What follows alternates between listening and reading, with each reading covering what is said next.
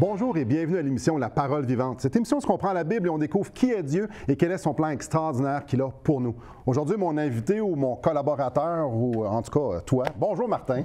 Bonjour mon ami. Oui, exactement. Tellement content que tu sois là. Écoute Martin, joyeuse Pâques. Hey, merci beaucoup. On est dans ce temps de l'année-là. Exactement. Le printemps sort, oui, il est sorti là. Et joyeuse Pâques à toi aussi. Ben, merci beaucoup. Mais sais-tu quoi? Ça veut dire quoi, ça, joyeuse Pâques? On se souhaite joyeuse Pâques et Pâques a changé de forme, a changé de signification, puis c'est justement une excellente question. Qu'est-ce que ça veut dire, Pâques? En anglais, le terme, c'est Passover. J'aime beaucoup mieux le terme anglais. Oui, on peut avoir Easter, mais le Passover... C'est pas pratique. Parce que si on ne sait pas ce que ça veut dire, ça veut rien dire. Bien, encore, comme dans toute chose, Simon, si on veut comprendre la Pâques, il faut peut-être aller à l'origine. Et aujourd'hui, ce que j'aimerais, c'est que les gens puissent comprendre la vraie signification de la fête de Pâques. Je me souviens d'avoir demandé une fois à des gens dans notre famille qu'est-ce que c'était. Puis là, une réponse que j'avais reçue, mais à la Pâques, c'est la résurrection. Puis à quelque part, c'est ça, exactement. Ouais. C'est là que Jésus est ressuscité. Mais d'où ça vient, la fête de Pâques? Et d'avoir commencé à expliquer aux membres de la famille, puis là, tu voyais les yeux s'allumer, comprendre. Et on ne peut pas parler de Pâques sans parler de la première Pâques, de l'origine de la fête de Pâques. Et là, évidemment, on peut pas vous voir à la maison, mais on aimerait ça vous poser la question. Savez-vous c'est quand la première fois? Quand est-ce que ça a commencé? Comment ça a commencé? Si vous ne le savez pas, c'est pas grave. C'est ça qu'on va voir aujourd'hui. Exactement. En fait, ça a commencé lorsque le peuple d'Israël était esclave en Égypte. Ils ont été là pendant 400 ans. Donc, au début de la Bible. Oui, pas mal au début de la Bible. Très longtemps. Bien avant Jésus. Donc, ils sont esclaves, mais Dieu avait promis de les libérer, de les sortir.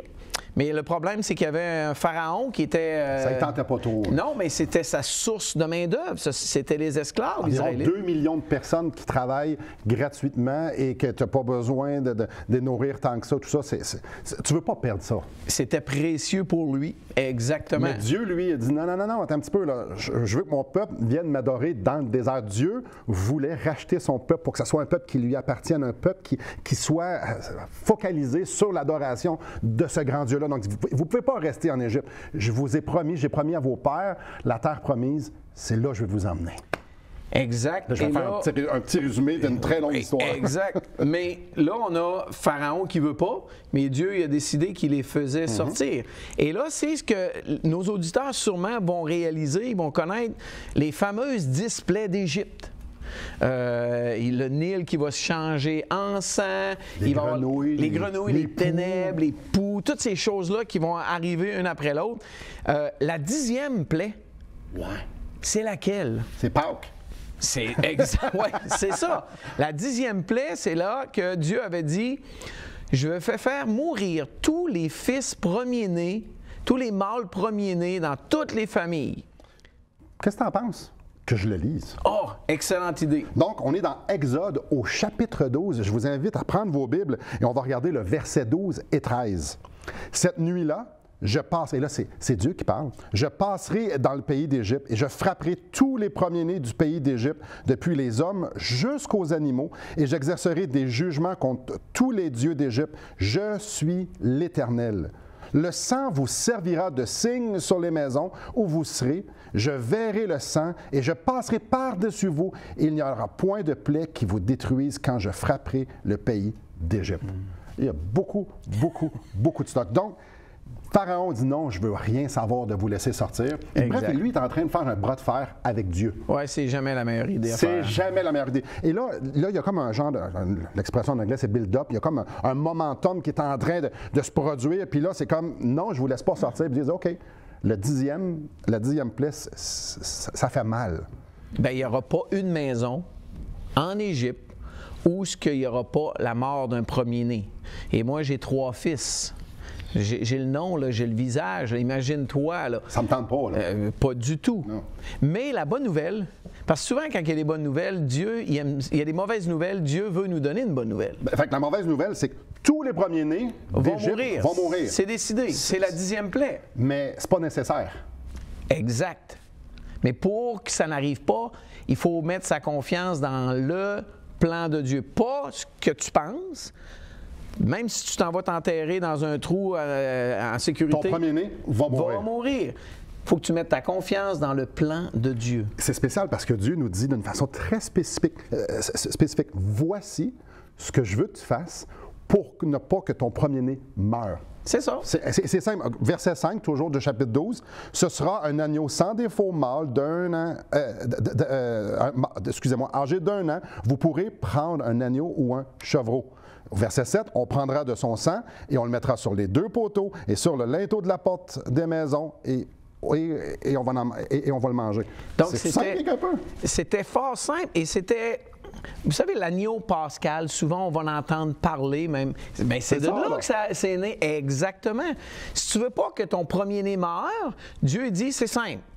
C'est à la portée de tout le monde. Des Égyptiens, des visiteurs et du peuple d'Israël. Exactement. Puis c'est pas d'aller se capturer un lion, là. Ça, c'est un autre paire de manches. Non, tu vas prendre un agneau. Un agneau, c'est l'affaire la plus douce au monde. Ça te suit, tu vas le prendre. Et il y en avait partout dans les marchés. C'est commun, là. C'est accessible, vraiment accessible pour tout le monde. Exactement. Tu le mets à mort et là, tu vas prendre de son sang et tu vas le mettre sur les linteaux.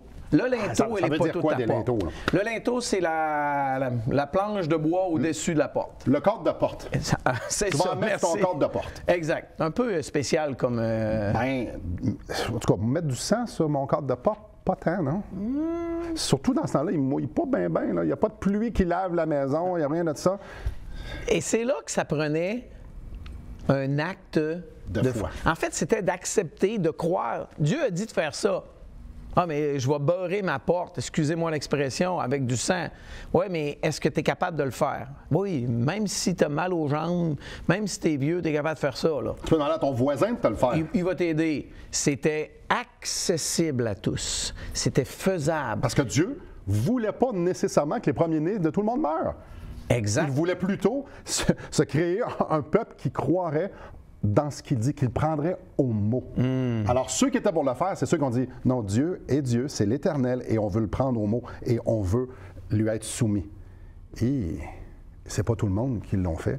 Et c'est pas tout le monde qui ont eu la bénédiction que, justement, qu'ils passent par-dessus. Donc, restez avec nous. Après la pause, on va développer les implications de cette première Pâque-là. Et plus tard dans l'émission, comment ça peut affecter notre propre vie, et même nous bénir. Restez avec nous et on va découvrir tout ça ensemble.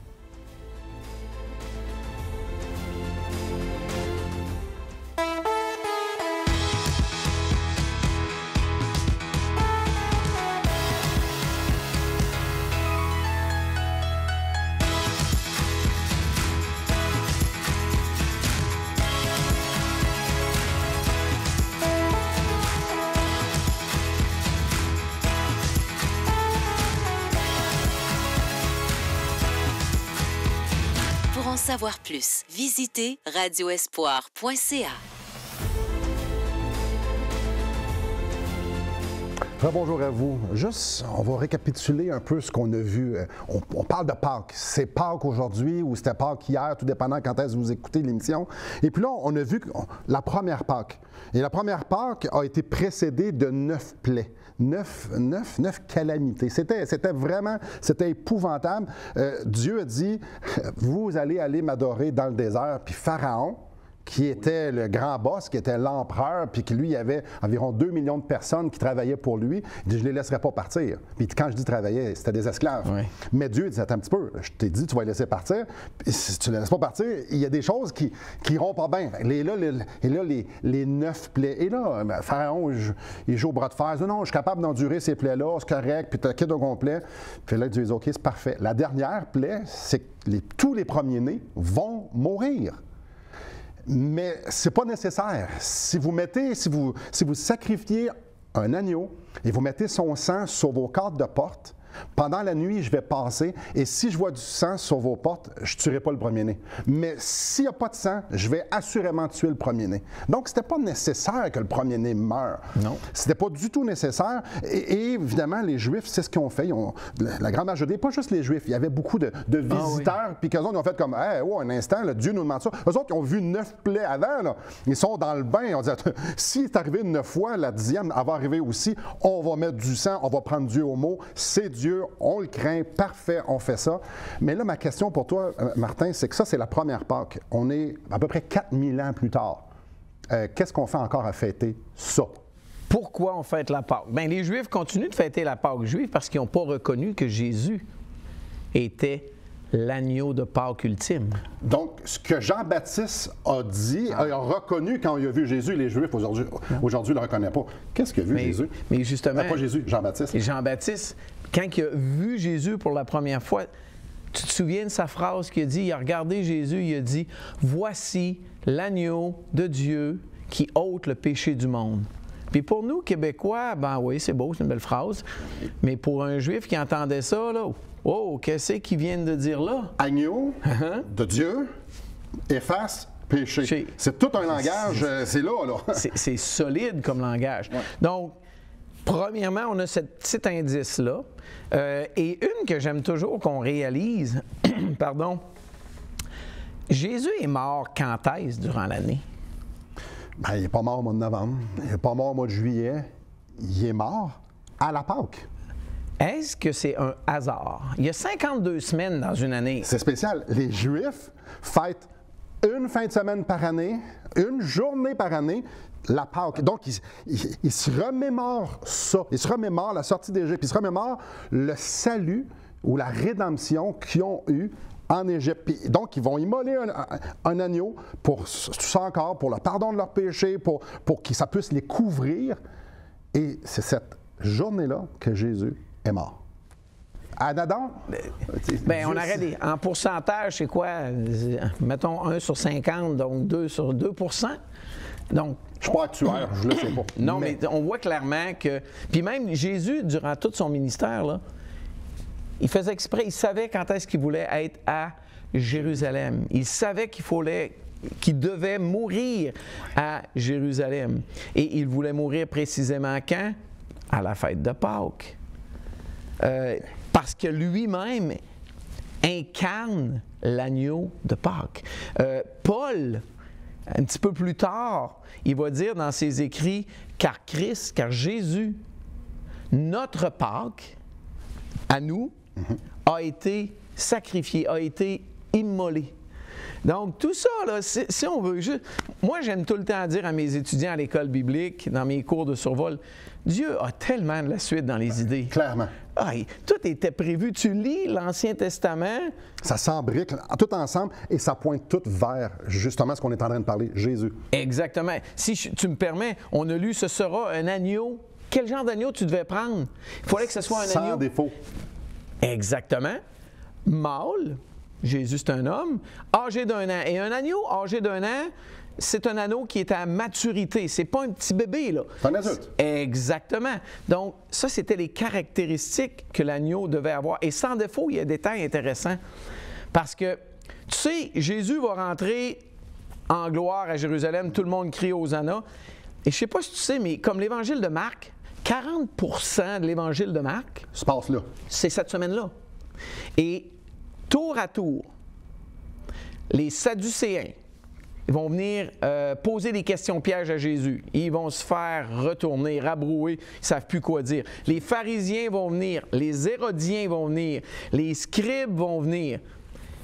Tour à tour, ils se font poser des questions et ils sont plus capables de répondre. Et il y a un petit verset dans l'Évangile de Marc que j'aime tellement, qui dit à la fin de toutes ces affaires-là, là, plus personne n'osa lui proposer de questions. Et tu sais qu'est-ce que j'aime à dire, Simon? L'agneau de Dieu venait de montrer qu'il était pur sans défaut. Les pires questions, il y a des questions là, que s'il répondait blanc, il était fait, il répondait noir, il était fait. Que personne ne pouvait gagner, là. Et là, il arrivait avec une réponse, puis là, tout le monde était qu'est-ce qui vient de se passer? L'agneau, Jésus, a été prouvé pur sans défaut, donc il pouvait être sacrifié. Il pouvait être mis à mort. Et ce n'était pas un hasard qu'il est mort sur la croix. Il est mort en tant que notre agneau de Pâques. Et on va pouvoir continuer. Ben, c'est justement, j'étais pour t'arrêter parce qu'après ça, il y a quelque chose encore avec son sang. Ah oui. Donc, après la pause, on va justement parler de l'implication du sang de l'agneau qui a été versé pour nous. Quand on dit pour nous, qu'est-ce que ça veut dire et qu'est-ce que moi je dois faire? Donc, restez avec nous après la pause. On va justement regarder ça. Mais avant d'aller à la pause, on aimerait ça vous mettre un Nouveau Testament entre les mains. Pourquoi? Ben, parce que c'est la parole de Dieu et parce que ça peut avoir un impact majeur dans votre vie. Ça peut faire toute la différence dans votre vie. Donc, si vous n'avez pas déjà une Bible à la maison ou un Nouveau Testament, que je vous encourage. En fait, je vous en supplie. Ça a transformé ma vie. Ça a changé chaque aspect de qui je suis. Juste mettre mon nez dans la parole de Dieu. Et Martin, c'est la même chose. Donc, tout ce que vous avez besoin de faire, c'est de nous appeler, nous écrire, dire « J'aimerais ça avoir un Nouveau Testament » et on vous en envoie un à la maison tout à fait gratuitement. Donc, après la pause, quelles sont les implications du sang de Jésus dans ma vie? Restez avec nous. Depuis maintenant 15 ans, nous avons l'immense privilège d'annoncer la bonne nouvelle de Jésus-Christ. Par la grâce de Dieu, nous avons fait plus de 500 émissions, distribué gratuitement des milliers de livres et que dire des centaines de personnes qui ont répondu par la foi à l'appel de Jésus. Aujourd'hui, nous aimerions inviter ceux qui ont reçu cette bonne nouvelle à faire équipe avec nous. Aimeriez-vous avoir un impact dans la francophonie pour l'Évangile? Joignez notre équipe en participant financièrement à la production de l'émission et en nous permettant de continuer à offrir de la littérature gratuitement à ceux qui sont ouverts à l'Évangile. Contactez-nous. Il nous fera plaisir de vous partager comment vos prières et vos dons peuvent faire la différence.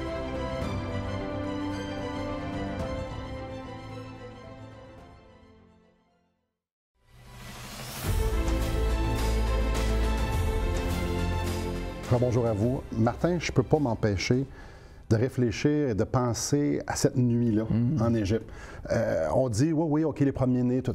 Un instant, là, c'est réellement arrivé, puis c'est du vrai monde. Et tu as des fils, j'en ai un. Tu lis cette histoire-là, puis tu te mets dans la maison d'un Égyptien, puis tu as le goût de pleurer. Je vais lire un peu la nuit, comment ça s'est passé. Donc, je suis au verset 29 de Exode, chapitre 12. Au milieu de la nuit, l'Éternel frappa tous les premiers-nés dans le pays d'Égypte. Depuis le premier-né de Pharaon assis sur son trône, jusqu'au premier-né du captif dans sa prison, et jusqu'à tous les premiers-nés des animaux. Pharaon se leva la nuit, lui et tous ses serviteurs et tous les Égyptiens. Il y eut de grands cris en Égypte, car il n'y avait point de maison où il n'y a pas un mort. Wow! Attends un petit peu, là. Un deuil national. Et là, Pharaon, celui normalement qui est protégé, celui qui a toutes les ressources, non, ça l'atteint lui. Il y a des conséquences à ne pas prendre Dieu au mot. C'était simple, il y avait juste à prendre un agneau. C'était simple, mais il y a des conséquences à dire, Dieu, je veux rien savoir de toi. Seigneur, tu me demandes de quoi? Pas Seigneur. Toi, tu me demandes de quoi? Je vais faire ça à ma manière. C'est pas grave. Dieu a dit, hey, c'est assez. Dieu, il les a avertis. Hey, c'est assez. Puis il leur a laissé encore des chances. Puis pas 2, 3 chances. 10 chances. Exact. 10. Puis ils se sont endurcis. Puis ça sont endurcis. Puis ça sont endurcis. Puis la conséquence, elle est terrible. Tu peux pas repousser Dieu sans une conséquence terrible. Et ça, c'est pas tellement politiquement correct dans un sens qui se met à en parler aujourd'hui. On n'a pas le droit de parler des conséquences, mais la réalité est tout autre. Et on le voit au travers de l'histoire de l'humanité lorsqu'on lit la parole de Dieu. Dès le tout début, on n'a qu'à penser à l'histoire de Adam et Ève. On n'a qu'à penser le déluge au temps de Noé. C'était facile d'être sauvé. Rentre dans le bateau. C'est simple. Crois à Noé qui est en train de t'enseigner, de te dire il va y avoir un déluge. Dieu te dit il va y avoir un déluge global. Rentre dans le bateau. C'est ça, je vais m'arranger, puis ça va être correct. Les conséquences sont terribles. C'était la même chose en Égypte. Et Dieu avertit nous tous qu'un jour, il va devoir juger les actions secrètes des hommes et des femmes, qu'il va devoir juger ce monde. Et ça, pour moi, là, ça me ramène, tu disais ça, là, ça me ramène en 1996, au mois d'octobre. Et puis là, tu dis, qu'est-ce qui s'est passé? C'est ça. C'est facile. Il y a quelqu'un qui est venu à la maison puis qui m'a partagé les Écritures. Et une des choses qu'il m'a mentionné, c'est Romains 6, 23. « Car le salaire du péché, c'est la mort. » À cause que tu pêches, Simon, ben, le salaire de ça, donc ta paye, donc ta rétribution, donc, ça va être la mort éternelle. On parle de séparation avec Dieu. Et pour moi, là, j'ai fait... wow! Dieu venait de me dire que j'étais pécheur, puis ça résonnait parce que je le savais que je l'étais. Selon même mes propres standards à moi, je n'étais pas parfait. Alors quand il m'a dit, Simon, il y a une conséquence à ça, et ça, c'est d'être séparé de Dieu. Pourquoi séparé de Dieu? Bien parce que tu fais ton chemin de vie sans Dieu. Tu fais ton chemin de vie sans considérer ce que lui dit. En fait, tu fais ce que toi tu veux dans ta vie. Alors, ça t'amènera jamais auprès de Dieu. Quand tu vas arriver auprès de Dieu, Dieu va dire, tu n'as jamais rien voulu de moi. Je m'en vais en enfer. Ça l'a changé. Ça l'a changé. Parce que non, y a-tu une bonne nouvelle? Parce que moi, je l'aime pas. J'étais comme tout à fait différent de Pharaon.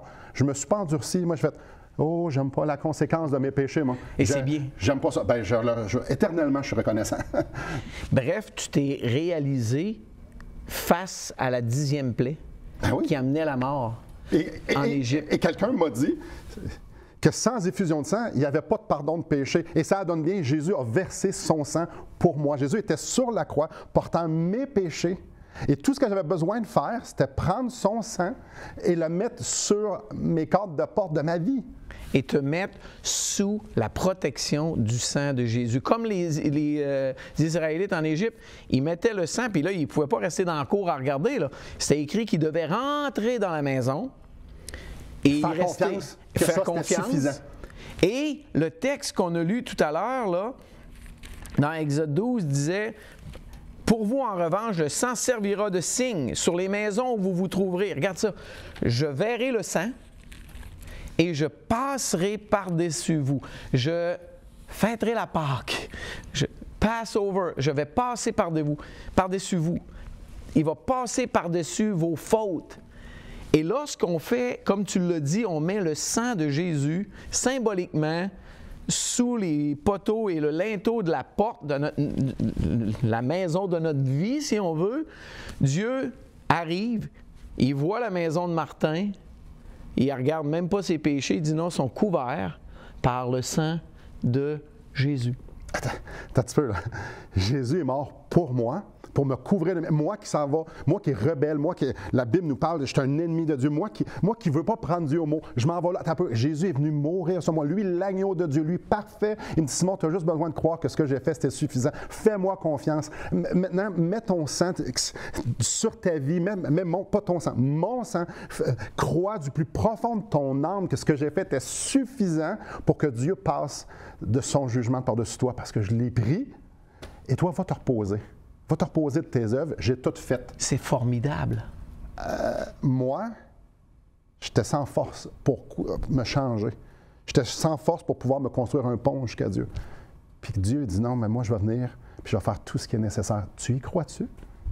Oui, j'y crois. Parfait. Alors, quand le jugement va passer, moi, je vais juste voir le sang de mon Fils qui est suffisant, qui est parfait. Et Dieu va passer par-dessus. Et Romains 8.1 nous dit qu'il n'y a maintenant aucune condamnation pour ceux qui sont en Jésus-Christ. Tous ceux qui font comme moi, c'est le sang de l'agneau qui fait en sorte que je suis propice, que je suis agréable à Dieu. Pas que tu es meilleur, là. Non. Il n'y a aucune condamnation. Donc, si je meurs aujourd'hui, il y a une chose que je sais, c'est quand Dieu va me dire pourquoi je te laisse, s'il me pose cette question, pourquoi je te laisserai rentrer avec moi pour l'éternité, je vais dire une chose. Le sang de l'agneau m'a pardonné de mes péchés. Pas parce que je suis bon, mais parce que Christ a tout fait, c'était nécessaire. Pâques, c'est glorieux. Dieu a rendu possible que nos péchés n'aient pas de conséquences sur nos vies. Christ est venu les prendre à notre place. C'est glorieux. C'est pour ça qu'on célèbre Pâques, le Passover, le sang de l'agneau suffisant pour effacer nos péchés. Vous, est-ce que vos péchés ont été effacés? Est-ce que vous avez mis son sang par-dessus votre vie pour que Dieu voie le sang de l'agneau plus que vos fautes? Prenez la pause pour y penser. On revient après.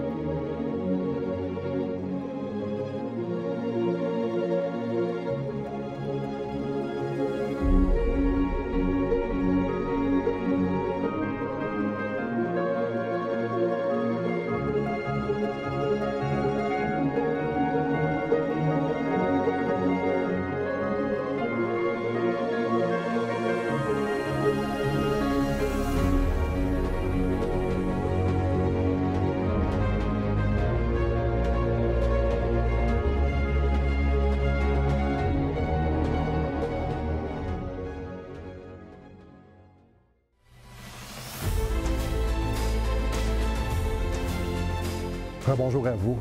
Martin, on parle de ça, puis j'ai le cœur lourd. Parce que là, c'est le printemps. À part qu'au Québec, on va se donner du chocolat, on va aller visiter grand-maman, on va faire des parties de famille, puis c'est la joie. Et je le sais pertinemment que c'est pas tout le monde qui devrait passer une joyeuse Pâques. Joyeuse Pâques, c'est quand Dieu passe par-dessus. Parce que tu t'es mis sous l'abri du sang de l'agneau.